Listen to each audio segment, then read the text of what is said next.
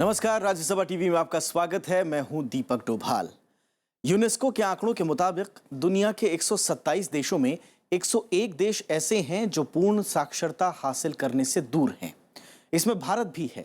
विश्व की औसत साक्षरता दर 84% है, जबकि हमारी यानी भारत की करीब 74%। यानी दुनिया की तुलना में भारत की साक्षरता दर 10% कम है। और यही वजह है कि पूरी दुनिया के 40% निरक्षर लोग रह रहे हैं। पूरी दुनिया ने हाल ही में साक्षरता दिवस मनाया। अपने देश में भी इस पर कई कार्यक्रम हुए, लेकिन ये दिन महज रस्म अदायगी का दिन न रह जाए, इसके लिए अभी बहुत कुछ किया जाना बाकी है। विशेष में आज बात इसी मुद्दे पर जानेंगे। साक्षरता की दुनिया में हमने कितना सफर तय किया और दुनिया कहां पहुंच गई है। तो आइए शुरू करते हैं आरएस टीवी विशेष।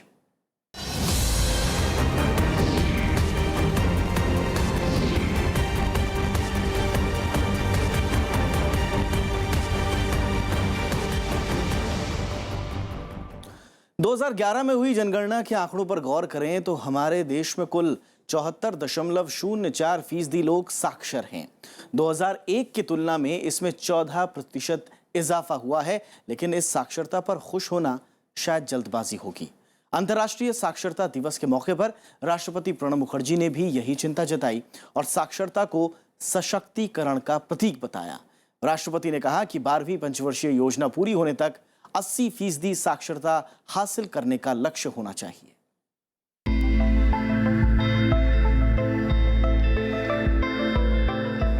साक्षरता का उजियारा, शिक्षा की रोशनी के जरिए कोई भी समाज कुरीतियों और सामाजिक बेड़ियों के बंधनों से मुक्त हो सकता है।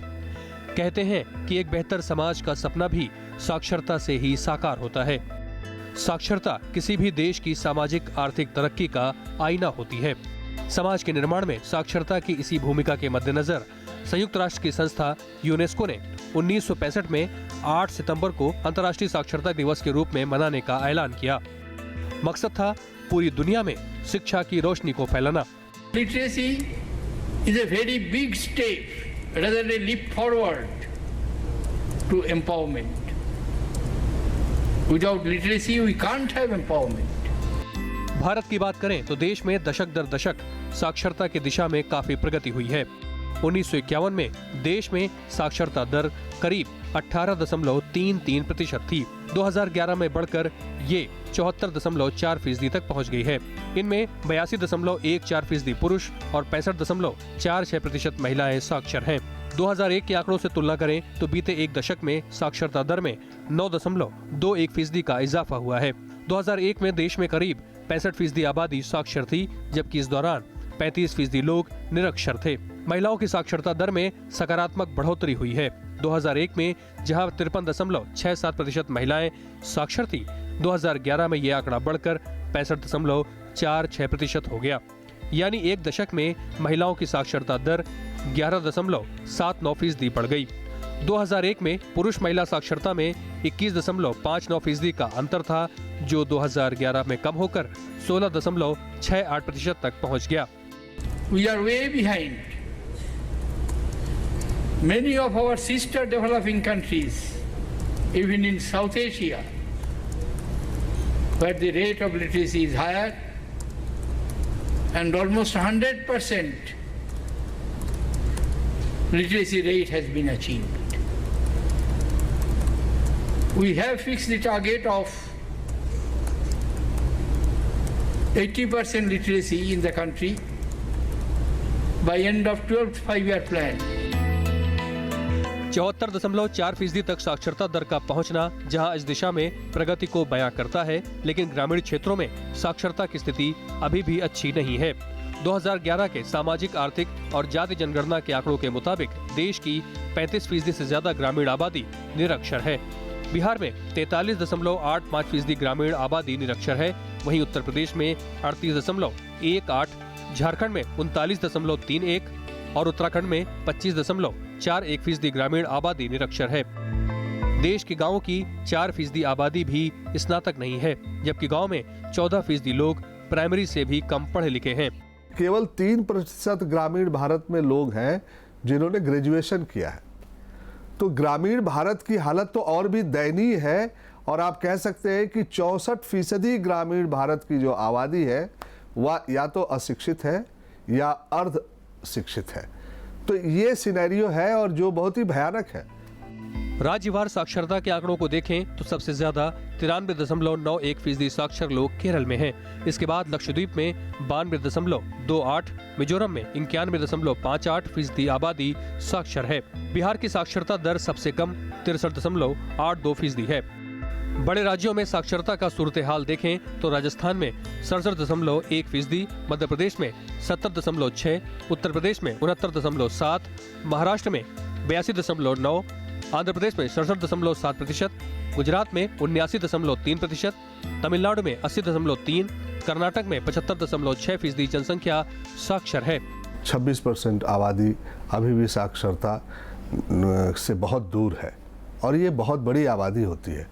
अगर भारत की आबादी 1.25 अरब से ज़्यादा है तो आप समझ सकते हैं कि कितनी बड़ी जनसंख्या है जिसको अभी शिक्षा की ज़रूरत है, जिसमें महिलाओं और पुरुषों की शिक्षा का गैप बहुत बड़ा है। और ये जो 10 सालों में साक्षरता बढ़ने की दर है, ये पहले के जो दशक है उनसे ये दर बहुत कम है। पुरुष और महिला साक्षरता के लिहाज से भी केरल अव्वल है। केरल में 96% पुरुष और 92% महिलाएं साक्षर हैं। पुरुष महिला साक्षरता में भी बिहार सबसे पीछे है। बिहार में सबसे कम 73.5% पुरुष और 53.3% महिलाएं साक्षर हैं। मोहम्मद फतेह टीपू के साथ अमिताभ अरुण दुबे, राज्यसभा टीवी। देश जब आज़ाद हुआ तो उस वक्त केवल 12% लोग पढ़ने लिखने की बुनियादी समझ रखते थे। उसके बाद कई दशकों तक साक्षरता दर सुस्त रफ्तार से आगे बढ़ी, लेकिन 2001 में साक्षरता अभियान के जरिए इसमें बड़ा सुधार माना गया। लक्ष्य ये बनाया गया कि सारे बच्चों को स्कूल भेजा जाए। सरकार का ये कार्यक्रम आज भी जारी है, लेकिन जानकार अब भी बहुत कुछ किए जाने की दरकार बता रहे हैं।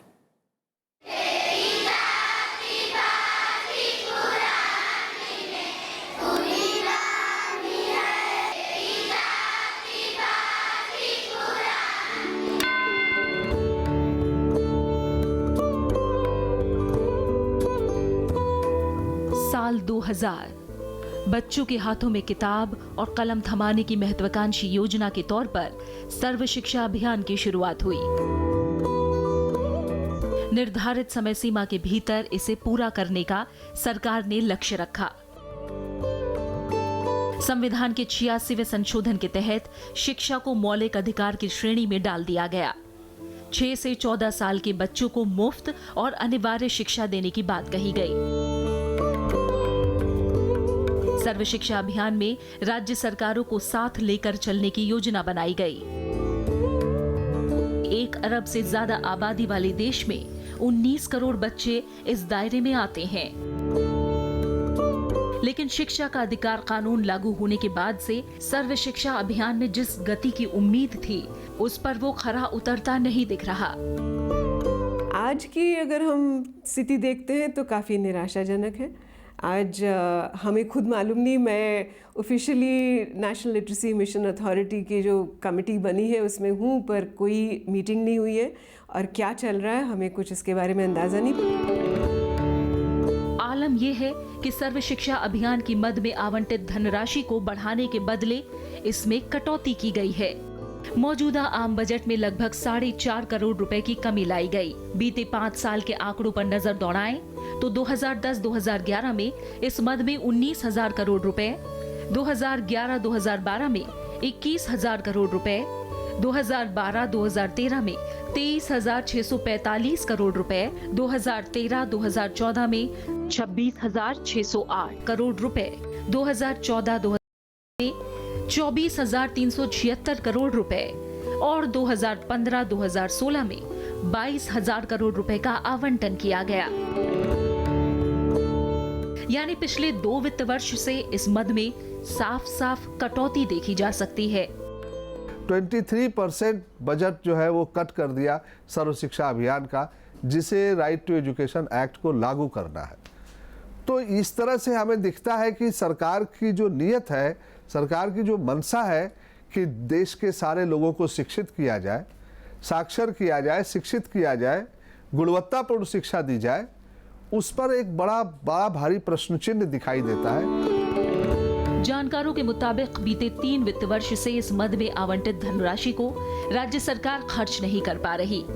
सर्व शिक्षा अभियान में लड़कियों और विशेष रूप से सक्षम बच्चों की शिक्षा पर जोर देने की बात कही गई है।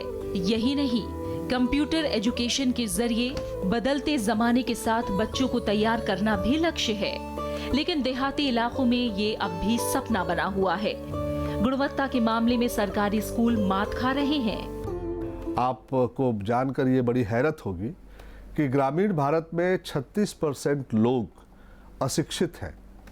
14% लोग हैं जिन्होंने प्राइमरी एजुकेशन हासिल किया है और लगभग 13 से 13.5% के करीब लोग हैं जिन्होंने कि 12th पास किया है।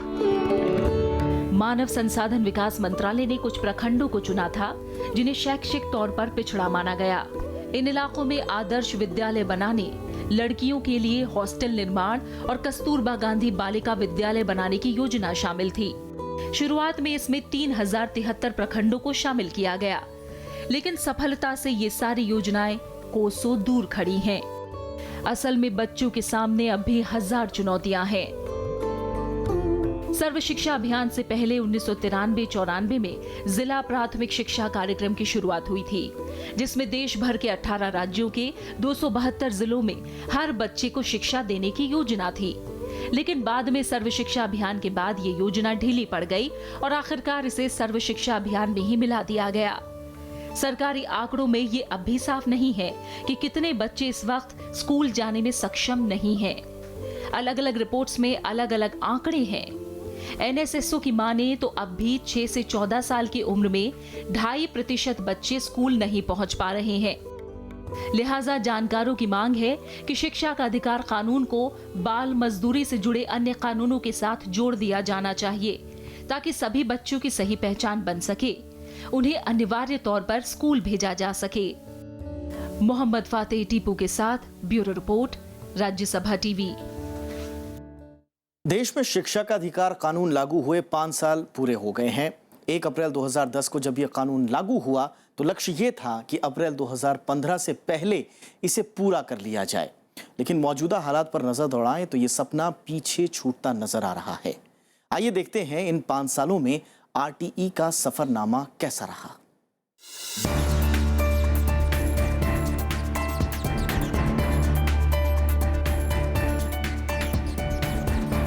झोपड़पट्टियों के इन बच्चों के लिए पढ़ाई लिखाई हमेशा से चुनौती रही है। महानगरों में जिस तरह पढ़ाई का खर्च बढ़ा है, उसने जेब पर बोझ बढ़ा दिया है। 5 साल पहले तक खर्च की परवाह सरकार को नहीं थी। ऐसी कोई गारंटी नहीं थी जो इन बच्चों को स्कूल भेज सके। लेकिन 1 अप्रैल 2010 को शिक्षा का अधिकार कानून लागू हुआ। इसके तहत 14 से कम उम्र के बच्चों को संवैधानिक अधिकार मिला कि वो मुफ्त और अनिवार्य शिक्षा हासिल कर सकें। कानून के मुताबिक 6 से 14 साल के बच्चे इस अधिकार का लाभ उठा पाएंगे। उन्हें अपने नजदीकी स्कूल में दाखिले का हक होगा। 1ली से लेकर 8वीं कक्षा तक सरकार ये सुविधा बहाल करेगी। निजी स्कूलों में 1/4 सीट वंचित तबकों के लिए आरक्षित रहेगी। शारीरिक या मानसिक तौर पर बच्चों को प्रताड़ित नहीं किया जा सकता। परीक्षा में फेल नहीं किया जा सकता। हर स्कूल में पीने का पानी, खाना और बेंच डेस्क जैसी बुनियादी सुविधाएं अनिवार्य हैं। सरकार हर बच्चे तक गुणवत्तापूर्ण शिक्षा को सुनिश्चित कराएगी। देश में शिक्षा के पिछड़े हालात को देखते हुए इसमें से हर बिंदु की अहमियत बढ़ जाती है। शिक्षा की गुणवत्ता की कलई खुद सरकार की रिपोर्ट में खुलती रही है। 12वीं पंचवर्षीय योजना के अप्रोच पेपर में ये चिंता जताई गई थी कि 5वीं क्लास के बच्चे दूसरी क्लास के मटेरियल नहीं पढ़ पाते। जानकारों की माने तो कई कारण इसके लिए जिम्मेदार हैं। लेकिन 5 साल हो गए उसकी यात्रा के, और 5 साल में 2 डेडलाइन बनाई थी शिक्षा अधिकार कानून को लागू करने के लिए, 2013 और 2015। लेकिन इसमें जो हालत आई है 5 साल के बाद, उसके जरिए हमने इसका रिव्यू किया 5 साल का, तो हमने देखा कि केवल 10% RTE के प्रोविज़न, 10% स्कूलों में केवल RTE के प्रोविज़न लागू हो सके हैं, और अभी भी बहुत दूर तक जाना बाकी है। अनिवार्य शिक्षा की मांग का इतिहास देश में काफी पुराना है। समय समय पर इसके लिए आंदोलन होते रहे, लेकिन इसे संवैधानिक दर्जा देने में सरकार को कई दशक लग गए। 2002 में संविधान में नई धारा जोड़ी गई, जिसके बाद RTE की राह खुली।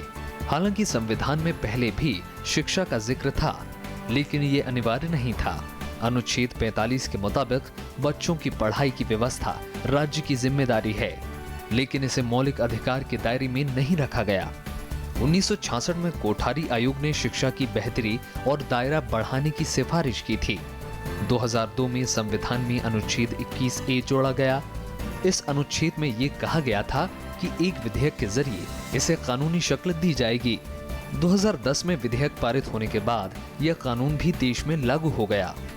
उम्मीद थी कि अगले 5 साल में देश की फिजा बदल जाएगी, लेकिन लचर रवैये के चलते ऐसा नहीं हो पाया। केवल कुछ ग्रांट कहीं आ रही है या कुछ संस्थाएं चल रही हैं, पर इसमें जिस तरह से हर इंसान को अपनी जगह बनानी है, हर इंसान को अपने आगे को ले चलना है, क्योंकि साक्षरता ऐसी एक, अगर हम केवल उसको मानते हैं कि वो लिखने की प्रक्रिया है या पढ़ने की प्रक्रिया है, तो वो अगर ज़िंदगी से जुड़ती नहीं तो मैं सीख भी लूँ आज, 6 महीने में मैं भूल जाऊंगी। लक्ष्य ये भी था कि 2015 तक शिक्षकों के सभी खाली पदों को भर लिया जाएगा, लेकिन लाखों की संख्या में अब भी पद खाली हैं। कई प्रदेशों में स्थायी टीचरों के बदले कॉन्ट्रैक्ट पर शिक्षकों की बहाली हुई और निविदा शिक्षकों की तरफ से अब लगातार स्थायी करने के लिए प्रदर्शन होते रहते हैं।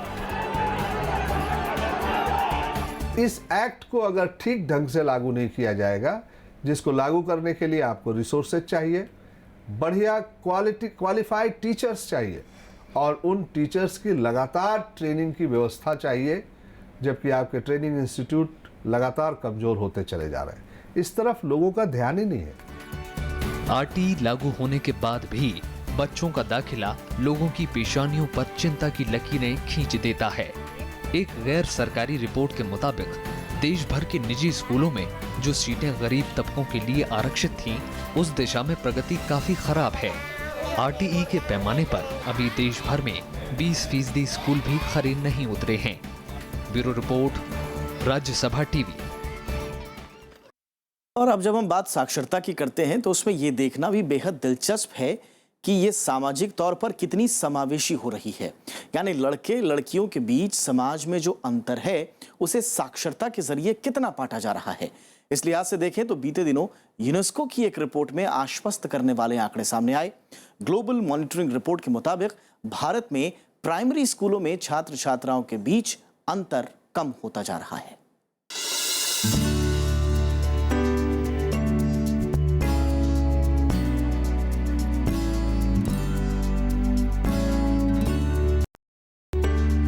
अक्षरों में अपने भविष्य के रास्ते तलाशते इन बच्चों का आने वाला कल बेहद रोशन है। इनके सुनहरे भविष्य की तस्दीक बीते दिनों जारी यूनेस्को की ग्लोबल मॉनिटरिंग रिपोर्ट कर रही है। रिपोर्ट कहती है कि भारत के स्कूलों में पढ़ने वाले छात्र और छात्राओं की संख्या में अंतर यानी जेंडर पैरिटी सुधरी है। मतलब ये कि स्कूल जाने वाली लड़कियों की तादाद में इजाफा हुआ है। रिपोर्ट के मुताबिक प्राइमरी स्कूलों में हम जेंडर पैरिटी हासिल कर चुके हैं और सेकेंडरी स्तर पर काफी करीब हैं। यूनेस्को की ये रिपोर्ट तो यहाँ तक कह रही है कि भारत 2015 में स्कूली शिक्षा के लिंग समानता हासिल करने वाला दक्षिण पश्चिम एशिया का पहला देश होगा। रिपोर्ट में ये बात सामने आई है कि भारत ने यूनिवर्सल प्राइमरी एजुकेशन हासिल कर लिया है। जाहिर है एजुकेशन फॉर ऑल का लक्ष्य पाने की ओर भारत के बढ़ते कदमों की निशानी है। डाइस डेटा अगर देखें, जो एकमात्र उपलब्ध डेटा सिस्टम है स्टैटिस्टिक्स डिपार्टमेंट का, नीपा करता है उसको, तो 97% बच्चे सरकारी स्कूलों में इनरोल्ड हुए हैं। लेकिन इनरोलमेंट का मतलब ये नहीं है कि वो बच्चे अपनी शिक्षा पूरी कर रहे हैं, क्योंकि उसमें से 5वीं तक फिर 8वीं तक जाते जाते बहुत सारे बच्चे ड्रॉप आउट हो जाते हैं। आंकड़ों पर गौर करें तो भारत ने पिछले 15 साल में स्कूल नहीं जाने वाले बच्चों की संख्या में 90% की कमी करने में कामयाबी हासिल की है। रिपोर्ट के मुताबिक देश में जेंडर पैरिटी इंडेक्स का स्तर काफी सुधरा है। प्राइमरी में 2012 ये स्तर 1.02% बताया गया है, जो 1999 में 0.84 था। सेकेंडरी स्तर पर हालांकि 2012 में ये स्तर 0.94 ही है, लेकिन ये 1999 के 0.70 से काफी बेहतर है। स्कूलों के ग्रॉस एनरोलमेंट रेशियो में भी सुधार दर्ज किया गया है।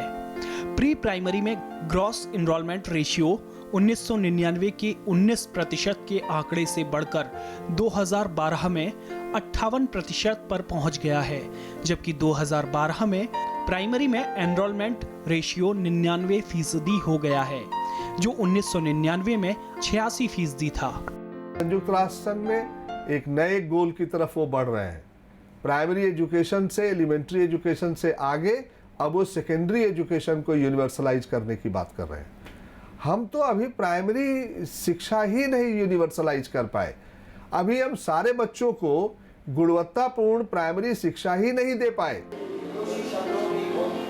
रिपोर्ट के मुताबिक 69% देश इसी साल प्राइमरी स्तर पर जेंडर पैरिटी दर हासिल कर लेंगे। भारत इनमें शामिल है, जबकि सेकेंडरी स्तर पर 48% देश इस साल ये लक्ष्य हासिल कर सकेंगे। जानकार मानते हैं कि भारत की इस उपलब्धि के पीछे बुनियादी शिक्षा में सुधार और ज्यादा से ज्यादा बच्चों को स्कूलों से जोड़ना है। आज भारत में 22 करोड़ से ज्यादा बच्चे स्कूलों में पढ़ रहे हैं। इंग्लिश में क्या कहेंगे? हालांकि रिपोर्ट में कई बातें चिंताजनक भी लगती हैं। रिपोर्ट के मुताबिक भारत निरक्षरता दर को वैश्विक स्तर यानी 50% तक लाने में नाकाम रहा है। रिपोर्ट के मुताबिक भारत में निरक्षर वयस्कों में से 68% महिलाएं हैं, जो दुनिया के 32% देश वयस्क साक्षरता दर से बहुत पीछे हैं। इन देशों में भारत भी शामिल है। प्राइमरी स्कूलों में क्वालिटी ऑफ एजुकेशन में सुधार हुआ है, लेकिन छात्रों का कमजोर लर्निंग स्तर अब भी चुनौती है। यूनेस्को के अलावा इस साल की असर रिपोर्ट में भी बताया गया है कि दूसरी और चौथी कक्षाओं में लड़के और लड़कियों की संख्या लगभग एक जैसी है। छात्राओं का सबसे बेहतर अनुपात आंध्र प्रदेश में है। कई राज्यों में लड़कियों की तादाद लड़कों से ज्यादा है। मोहम्मद फतेह टीपू के साथ ब्यूरो रिपोर्ट, राज्यसभा टीवी। सरकारी तौर पर साक्षरता का मतलब है पढ़ लिख सकने की क्षमता, लेकिन सीधे तौर पर देखें तो ये सम्मान, अवसर और विकास से जुड़ा विषय है। देश में युवाओं की बड़ी तादाद है और दुनिया भर के मुल्क इसे भारत के लिए पोटेंशियल मान रहे हैं।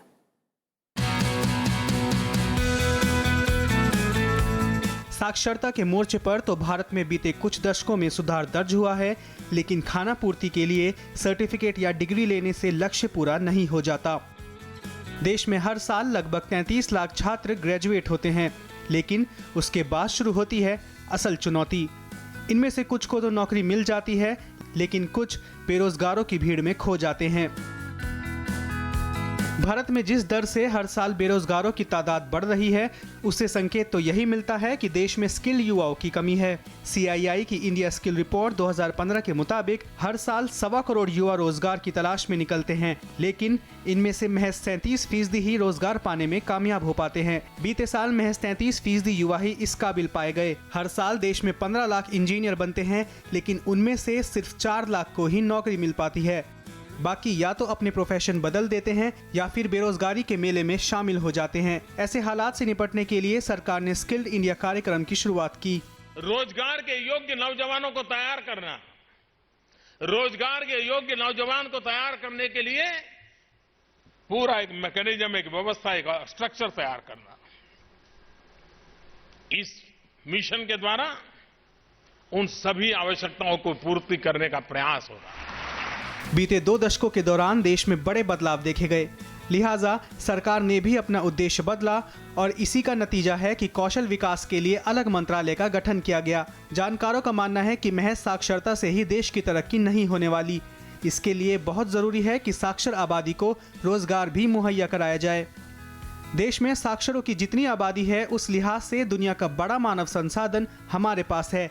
कई रिपोर्ट्स ये बताती हैं कि इस युवा बल के भरोसे भारत आने वाले दिनों में तरक्की की नई इबारत लिख सकता है। लेकिन युवाओं को सही अवसर अगर नहीं मिला तो साक्षरता सिर्फ पढ़ लिख सकने की क्षमता तक सीमित होकर रह जाएगी। Bureau report, Rajya Sabha TV. UNESCO ने दुनिया से निरक्षरता को खत्म करने के लिए 17 नवंबर 1965 के दिन 8 सितंबर को अंतर्राष्ट्रीय साक्षरता दिवस घोषित किया। इसका उद्देश्य लोगों और समुदायों में साक्षरता की अहमियत समझाना है। साल 2000 में दुनिया के कई देशों ने 2015 तक सबके लिए शिक्षा का लक्ष्य घोषित किया था, लेकिन इस साल ये लक्ष्य हासिल कर पाना मुश्किल लग रहा है। विशेष में जाते जाते देखिए यह खास रिपोर्ट। नमस्कार।